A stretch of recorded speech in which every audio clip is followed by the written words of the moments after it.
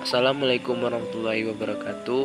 Perkenalkan, nama saya Akmal Pangestu dengan NIM 2005135336. Pada kesempatan kali ini kita akan membahas tentang kurikulum 2006 dan kurikulum 2013.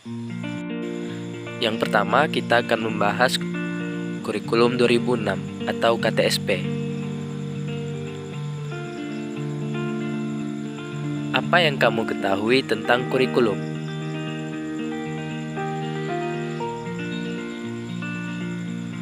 Kurikulum adalah seperangkat rencana dan pengaturan mengenai tujuan dan bahan pelajaran serta cara yang digunakan sebagai pedoman pelaksanaan kegiatan pembelajaran untuk mencapai tujuan pendidikan. Apakah kamu tahu Indonesia sudah berapa kali berganti kurikulum?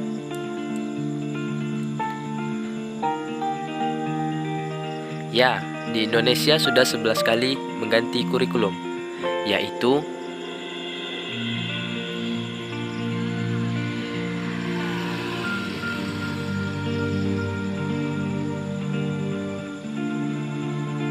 kurikulum 1947 sampai kurikulum 2013 yang kita pakai saat ini.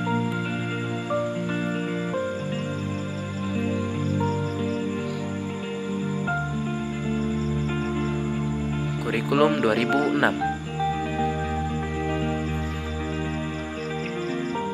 1. Ajaran kurikulum. 2. Metode pembelajaran. 3. Jenis sekolah. 4. Sistem evaluasi. Ajaran terdiri dari pengertian KTSP. KTSP dilaksanakan, prinsip KTSP, acuan operasional penyusunan KTSP, dan yang terakhir penyusun KTSP. 1. Pengertian KTSP. KTSP adalah kurikulum operasional yang disusun dan dilaksanakan oleh masing-masing satuan pendidikan. KTSP terdiri dari tujuan pendidikan tingkat satuan pendidikan dan struktur dan muatan kurikulum. KTSP dilaksanakan standar isi dan standar kompetensi lulusan yang kemudian dioperasionalkan ke dalam bentuk KTSP dapat dilaksanakan mulai tahun 2006.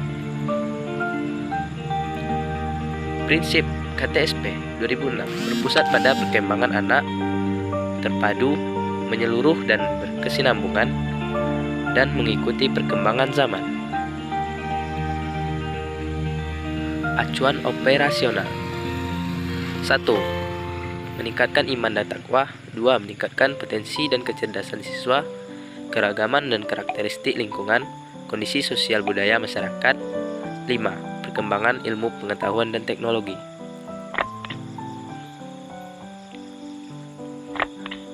Penyusun KTSP. KTSP disusun bersama-sama oleh guru komite sekolah, yayasan, dan narasumber dengan kepala sekolah sebagai ketua merangkap anggota dan disupervisi oleh Dinas Pendidikan.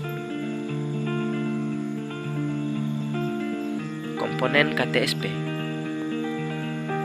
Tujuan pendidikan tingkat satuan pendidikan, struktur dan muatan kurikulum, kalender pendidikan, lampiran-lampiran. Selanjutnya, metode pembelajaran KTSP, direct learning, yaitu metode pembelajaran yang bersifat teacher center yang berpusat pada gurunya.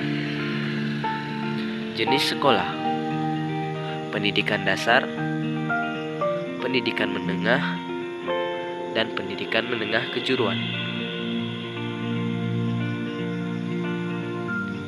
Pendidikan dasar atau sekolah dasar, madrasah ibtidaiyah, sekolah dasar luar biasa, sekolah menengah pertama, madrasah sanawiyah, sekolah menengah pertama luar biasa.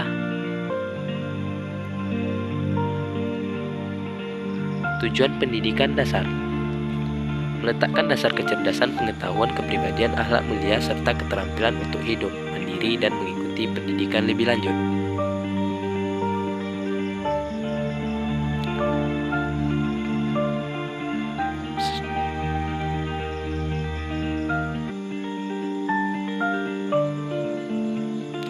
Pendidikan menengah.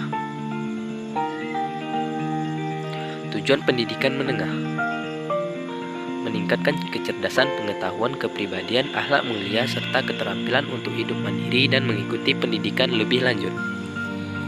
Pendidikan menengah kejuruan.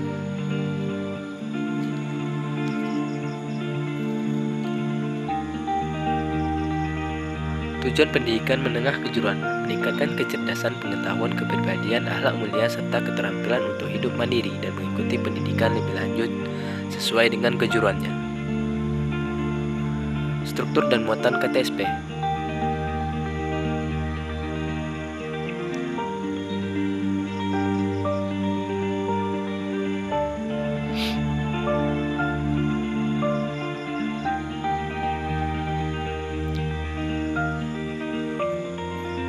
Evaluasi. Penilaian pencapaian kompetensi dasar peserta didik dilakukan berdasarkan indikator. Bentuk penilaian: tes berbentuk lisan dan tulisan, non-tes, penilaian sikap, proyek, portofolio, dan lain-lain.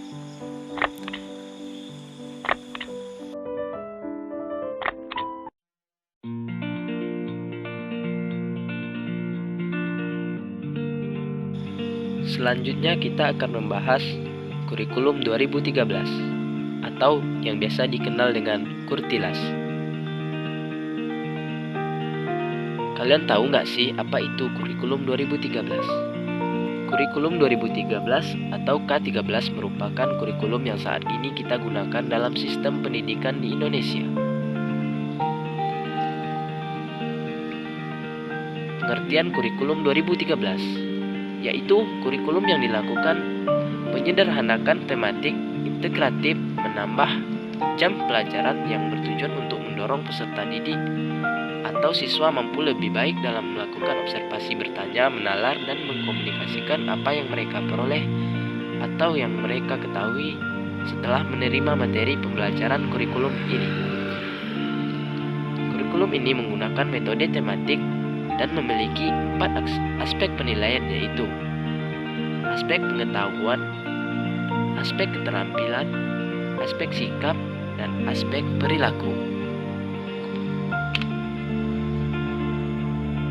Pelajaran seperti matematika, bahasa Indonesia, PPKN, SPSD, dan olahraga itu digabungkan dalam tema tertentu. Dalam kurikulum 2013, siswa dituntut untuk berpikir lebih kreatif, inovatif, cepat, dan tanggap. Dan selain itu, dalam kurikulum ini, siswa dilatih untuk menumbuhkan keberanian dalam dirinya. Siswa akan dilatih kemampuan berlogika dalam memecahkan suatu permasalahan.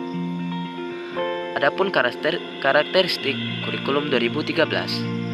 Yang pertama, mengembangkan keseimbangan antara sikap spiritual dan sosial, rasa ingin tahu, kreativitas, kerjasama dengan kemampuan intelektual dan psikomotorik.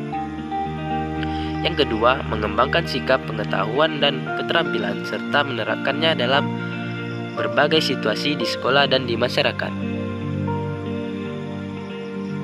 Yang ketiga, sekolah merupakan bagian dari masyarakat yang memberikan pengalaman belajar terencana di mana peserta didik menerapkan apa yang dipelajari di sekolah ke masyarakat dan dimanfaatkan masyarakat sebagai sumber belajar.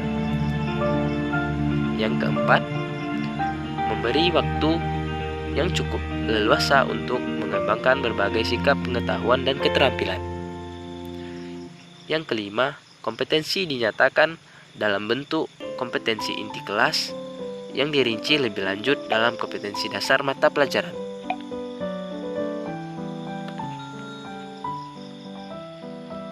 Dapat disimpulkan bahwa karakteristik kurikulum 2013 adalah lebih menekankan pada pengetahuan dan keterampilan peserta didik, serta menerapkan dalam berbagai situasi di sekolah dan masyarakat. Kelebihan kurikulum 2013. Yang pertama, bagi guru. Guru lebih mudah menyampaikan materi dan berperan sebagai fasilitator. 2. Kreativitas guru semakin meningkat. Sekolah dapat memperoleh pendampingan dari pusat. 4. Meningkatkan motivasi belajar.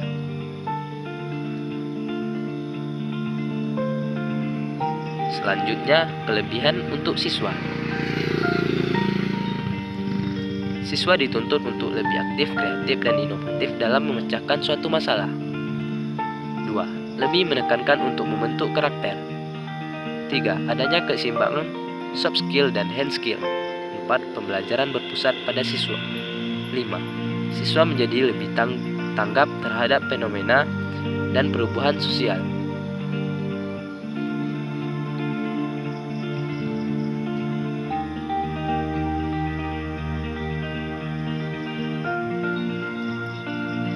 Selanjutnya, kita akan membahas tentang kelemahan kurikulum 2013. Yang pertama, kita akan membahas tentang kelemahannya terhadap guru. Kelemahan terhadap guru. 1. Sistem penilaian yang dinilai guru lebih rumit. 2. Guru banyak salah kaprah karena beranggapan bahwa dengan K13 guru tidak perlu menjelaskan materi kepada siswa, padahal banyak mata pelajaran yang harus dijelaskan oleh guru. 3. Banyak guru yang belum siap secara mental karena kurikulum 2013 ini menuntut guru untuk lebih kreatif.